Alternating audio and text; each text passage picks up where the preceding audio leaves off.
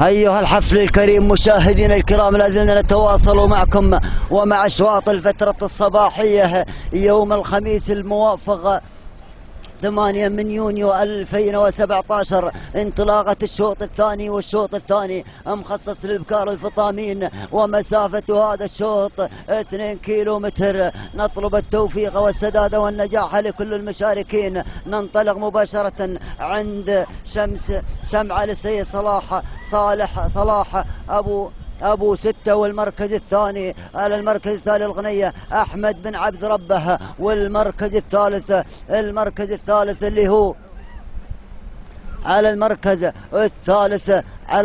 الثالث اللي هو مديحية، يا سلام. على المركز الثالث حسب الله أبو خريطة، والمركز الرابع الشهامة بركة بن برشي الصويتي، يا سلام الله. يلي على المركز الأول انطلقت شمعة للسيد صلاح أبو ستة، الله يا أبو ستة. انطلقت اللي هي شمعة، يا سلام. المديحية على المركز الثاني للسيد حسب الله أبو خريطة، الشام على المركز الثالث للسيد بركة بن برشي السويتي، ولكن هناك أبو ستة على مقدمة الشوط مع شمعة، يا سلام. انطلقت شمعة للسيد صلاح أبو ستة على مقدمة الشوط. والعمري روح اليوم نبغى للسلام، يروح عند هال المنارة هناك يا أبو ستة، يا سلام. الله الله الله. انطلقت انفردت انفراد كليا عن بقية المراكز. المركز الثاني اللي هي المديحية حسب الله أبو خريطة، المركز الثالث الشهامة بركة بن برشي الصويتي راعي مبلش. يلا حرك لي يا راعي مبلش الشهامة. ولكن هناك لا زالت شمعة على مقدمة الشوط صلاح أبو ستة. المركز الثاني واصله المديحية، الله يا حسب الله أبو خريطة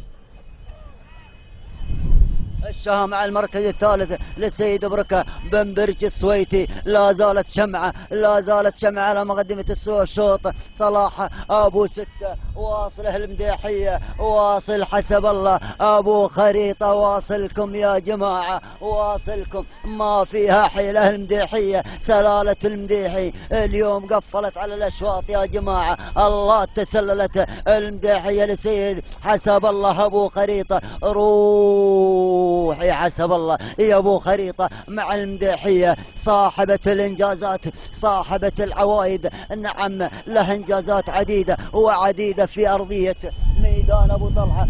اللي شمع المركز الثالث لسيد صلاح أبو ستة، المركز الثالث شامة بركة بن برشي السويتي. ولكن خلاص المديحية قفلت على الشوط للسيد حسب الله أبو خريطة. المركز الثاني شمعة للسيد صلاح أبو ستة، المركز الثالث اللي هي الشامة للسيد بركة بن برشي الصيت. المركز الرابع اللي هي من تحت رقم 12 اللي هي الغنية للسيد أحمد بن عبد ربه. والمركز الخامس عند تاكسي تهانينا والناموس للسيد حسب الله أبو خريطة على فوز المديحية.